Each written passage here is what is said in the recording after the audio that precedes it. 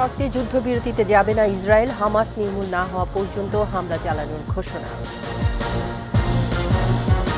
আজ দুর্গোৎসবের মহানবমী, দেবীর চরণে ভক্তদের অঞ্জলি, মন্দির মণ্ডপে উপচে পড়া ভিড়। আগামী মাস থেকে চলবে খুলনা মোংলা ট্রেন, প্রতিবেশী দেশগুলোর সাথে বাণিজ্য বাড়ার প্রত্যাশা। বিশ্বকাপে পাকিস্তানের মুখোমুখি আফগানিস্তান, ঘুরে দাঁড়াতে চায় বাবর বাহিনী, জয় চোখ রশিদ মুজিবদের।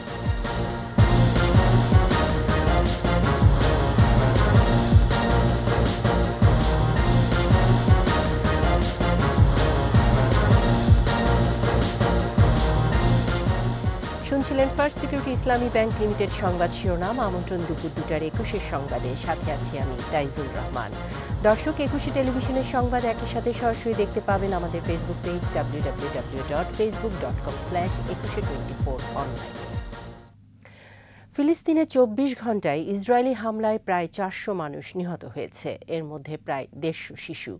এ পর্যন্ত নিহতের সংখ্যা 4650 জন। এদিকে আরও 14টি ট্রাক মানবিক সহায়তায় গাজায় প্রবেশ করলেও তা পর্যাপ্ত নয় বলছে জাতিসংঘ। অপরদিকে জিম্মিদের মুক্তির শর্তে কোনো যুদ্ধবিরতি হবে না বলে জানিয়েছে ইসরায়েল। আশরাফ শুভর রিপোর্ট। গোলাবারুদের গন্ধে ভারী হয়ে উঠেছে যুদ্ধবিধ্বস্ত গাজা উপত্যকার বাতাস। রোববার হামলার তীব্রতা বাড়ানোর ঘোষণা দেওয়ার পর থেকে অঞ্চলটিতে বিরামহীন বোমা ফেলছে ইসরায়েলের সেনারা। গত 24 ঘণ্টায় গাজায় 320টি লক্ষ্যবস্তুতে আঘাত হানার কথা জানিয়েছে ইসরায়েল কর্তৃপক্ষ। আবাসিক অঞ্চল, হাসপাতাল, আশ্রয়স্থল কিছুই রেহাই পাচ্ছে না ইসরায়েলের আগ্রাসন থেকে। হাজার হাজার মানুষের আশ্রয়স্থল আল কুদুস সহ বেশ কয়েকটি হাসপাতালে হামলা হতে পারে বলে উদ্বেগ জানানো হয়েছে। এ অবস্থায় গাজায় অভিযান আরও দীর্ঘায়িত হওয়ার ইঙ্গিত দিচ্ছে ইসরায়েল। দেশটির প্রতিরক্ষা মন্ত্রী জানান, হামাসকে পুরোপুরি শেষ না করা পর্যন্ত হামলা অব্যাহত থাকবে। এদিকে জিম্মিদের মুক্তি দেওয়ার শর্তে গাজায় কোনো যুদ্ধবিরতি হবে না বলে জানিয়েছে নেতানিয়াহু সরকার। গাজা ছাড়াও পশ্চিম তীর এবং জেরুজালেমে হামলা চালিয়েছে ইসরায়েল। জাবালিয়া শরণার্থী শিবিরে বোমা বিস্ফোরণে বেশ কিছু হতাহতের ঘটনা ঘটেছে। এছাড়া বিভিন্ন জায়গায় অভিযান চালিয়ে কয়েকশো ফিলিস্তিনিকে গ্রেপ্তার করেছে ইসরায়েলের বাহিনী। যুদ্ধবিধ্বস্ত গাজায় মানবিক সহায়তা বহনকারী আরও 14টি ট্রাক প্রবেশ করেছে বলে জানিয়েছে জাতিসংঘ। তবে বিপর্যয় সামাল দিতে এই সহায়তা পর্যাপ্ত নয় বলছে সংস্থাটি। এদিকে ইসরায়েলের সাথে আবারও একাত্মতা জানিয়েছে যুক্তরাষ্ট্র, যুক্তরাজ্য, ফ্রান্স সহ পশ্চিমা বিভিন্ন দেশ। মধ্যপ্রাচ্যে থাকা মার্কিন সেনাদের হামলার লক্ষ্যবস্তু করা হলে হামাস ও ইরানকে কঠিন প্রতিশোধ নেওয়ার হুঁশিয়ারি দিয়েছেন মার্কিন প্রেসিডেন্ট জো বাইডেন। অপরদিকে ইসরায়েলের নৃশংসতা বন্ধে ইরানের পররাষ্ট্রমন্ত্রীর সাথে বৈঠক করেছেন হামাস নেতা ইসমাইল হানিয়া। আশরাফ শুভ, 21 টেলিভিশন। শারদীয় দুর্গোৎসবের আজ মহানবমী। অশুভ শক্তি থেকে মুক্তির আশায় মণ্ডপ মন্দিরে চলছে প্রার্থনা। চন্দ্রের নবমী তিথিতে কাসর, শঙ্খ আর উলুধ্বনিতে উৎসব মুখর পরিবেশে ব্যস্ত সময় পার করছেন সনাতন ধর্মাবলম্বীরা। দেবীর চরণে দিচ্ছেন অঞ্জলি। দেশের সব জেলায় মন্দির মণ্ডপে দর্শনার্থীর উপচে পড়া ভিড়। নানা আয়োজনে চলছে দুর্গার আরাধনা। নবমী তিথিতে আকাঙ্ক্ষা পূরণ আর অজ্ঞতা দূর করেন দেবী। নানা আচারের মধ্য দিয়ে মহানবমীর শেষে থাকে প্রসাদ বিতরণ। কাল প্রতিমা বিসর্জনের মধ্য দিয়ে শেষ হবে শারদীয় দুর্গোৎসব।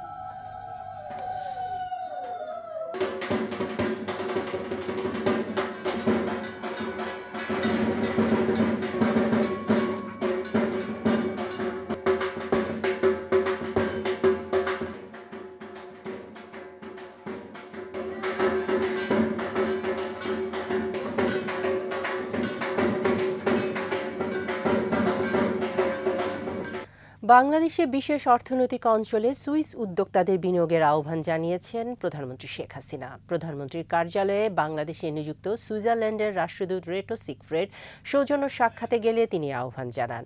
বাংলাদেশ সুইজারল্যান্ডের দ্বিপাক্ষিক সম্পর্ক উন্নয়নে প্রধানমন্ত্রী শেখ হাসিনা এ বিষয়ে সহযোগিতার আশ্বাস দেন। সুইস রাষ্ট্রদূত জানান, তার দেশের প্রতিষ্ঠানগুলো বাংলাদেশে বিনিয়োগে আগ্রহী। এ সময় অর্থনৈতিক উন্নয়নের ধারাবাহিকতায় প্রধানমন্ত্রী শেখ হাসিনার নেতৃত্বের প্রশংসা করেন সুইস রাষ্ট্রদূত। জলবায়ু পরিবর্তনের প্রভাব মোকাবেলায় বাংলাদেশের জন্য কাজ করারও আশ্বাস দেন রেটো।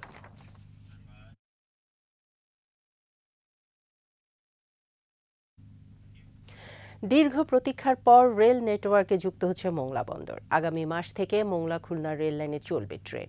গতিশীল হবে দক্ষিণাঞ্চলের অর্থনীতি। সংশ্লিষ্টরা বলছেন, এই রেলপথ সুন্দরবন কেন্দ্রিক পর্যটন বিকাশের পাশাপাশি বাড়াবে প্রতিবেশী দেশগুলোর সাথে আন্তঃবাণিজ্য।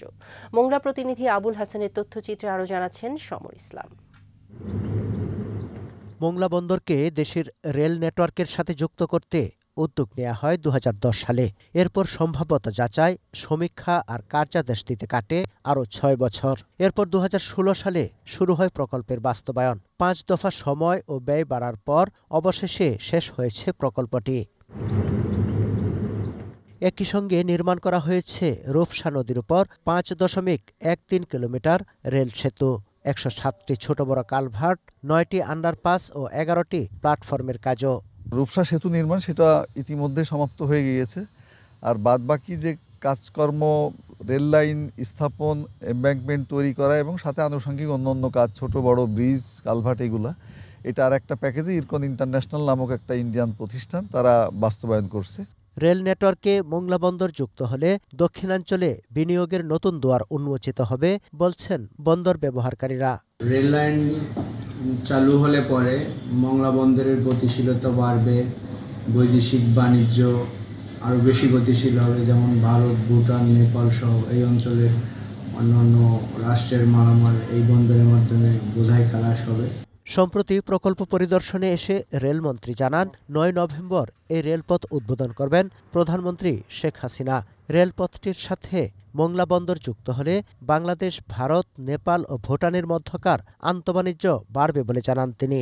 পোর্টের যে সক্ষমতা বৃদ্ধি, সেটি যাতে রেলের মাধ্যমে, পরিবহনের মাধ্যমে বৃদ্ধি পায় এবং এইটা যদি এই সক্ষমতা বৃদ্ধি পেলে আমাদের প্রতিবেশী দেশ ভারত আছে, নেপাল, ভুটান, সেই দেশগুলিও আমাদের এই পোর্টকে ব্যবহার করতে পারবে।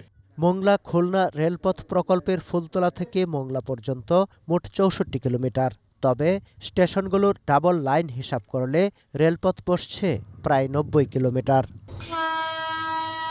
সমর ইসলাম, ২১ টেলিভিশন। এবারে ফার্স্ট সিকিউরিটি ইসলামী ব্যাংক লিমিটেড বিশ্বকাপ ক্রিকেট ২০২৩।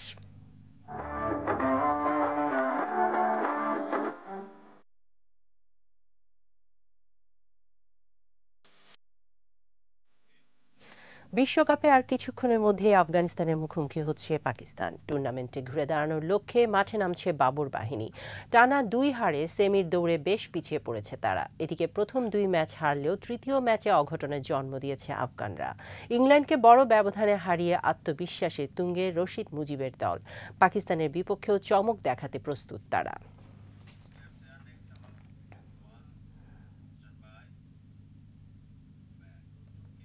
নিচ্ছি সংবাদ বিরতির পর যা থাকবে। বেতন বৃদ্ধির দাবিতে গাজীপুরে শ্রমিকদের বিক্ষোভ, সড়ক অবরোধে যাত্রীদের ভোগান্তি।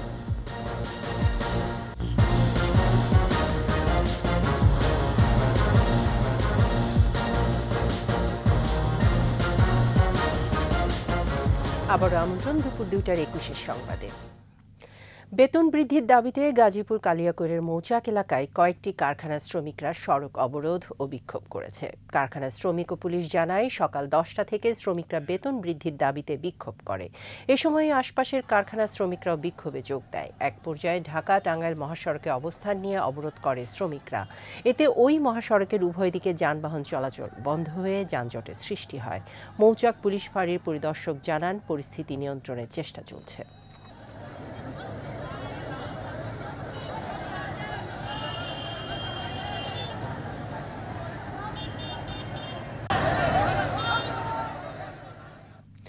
প্রবারণা পূর্ণিমা উপলক্ষে রাজনৈতিক কর্মসূচি প্রত্যাহারের দাবি জানিয়েছে বৌদ্ধ কৃষ্টি প্রচার সংগঠন। ঢাকা রিপোর্টার্স ইউনিটিতে সংবাদ সম্মেলনে সংগঠনের নেতারা জানান, ২৮শে অক্টোবর প্রবারণা পূর্ণিমা বৌদ্ধ সম্প্রদায়ের বড় ধর্মীয় উৎসব। এ সময় রাজনৈতিক দলগুলোর পাল্টাপাল্টি কর্মসূচিতে বৌদ্ধ সম্প্রদায়ের মধ্যে উদ্বেগ, উৎকণ্ঠা তৈরি হয়েছে। সাম্প্রদায়িক সম্প্রীতির বিষয়টি বিবেচনায় নিয়ে দলীয় কর্মসূচি প্রত্যাহার করতে ২ রাজনৈতিক দলের প্রতি অনুরোধ জানান বক্তারা।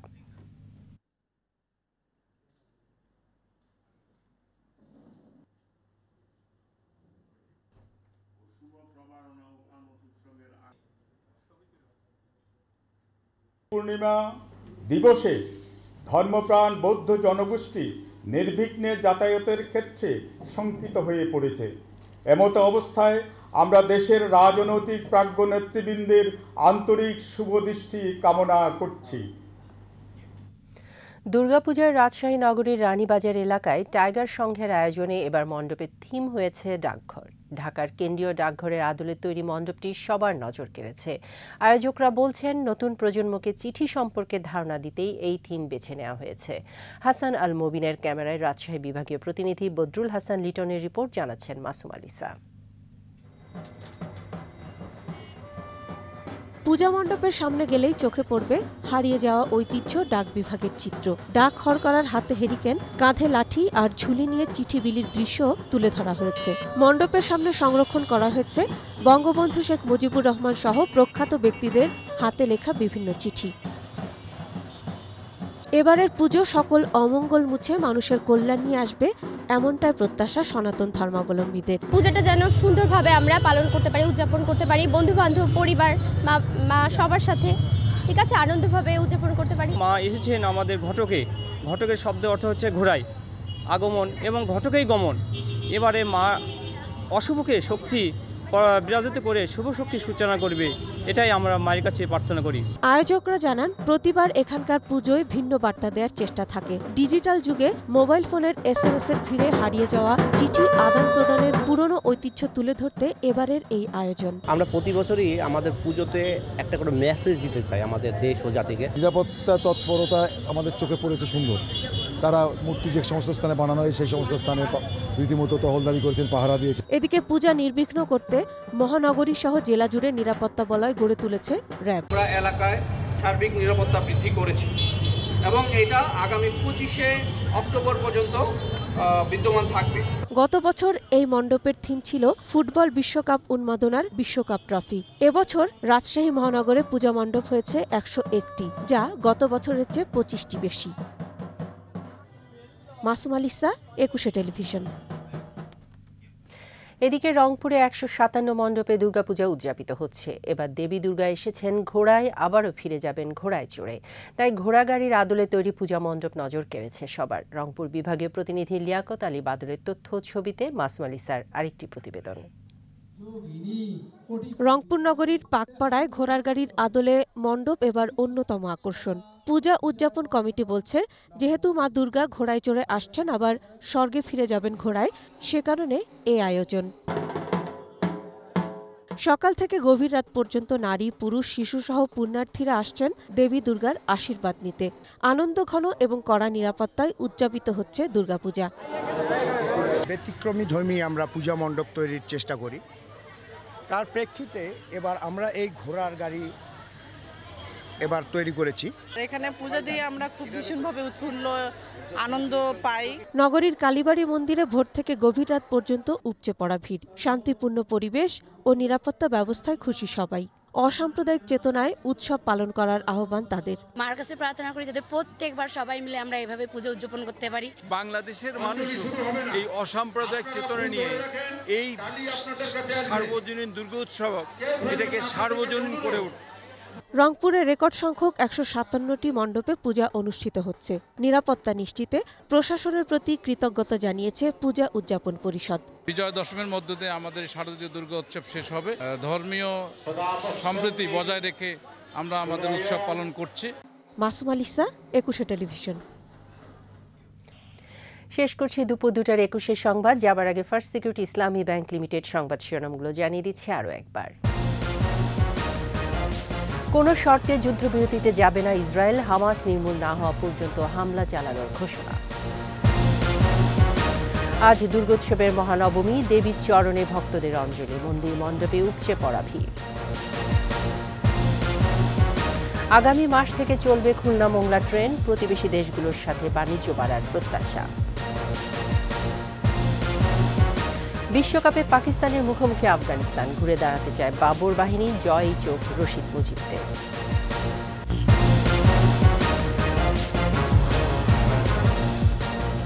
সর্বশেষ খবর জানতে ডায়াল করুন 2021 নম্বরে, আর ভিজিট করুন 21-tv.com এই ওয়েবসাইটে। এছাড়া ফেসবুকে ভিজিট করতে পারেন facebook.com/2124 অনলাইনে।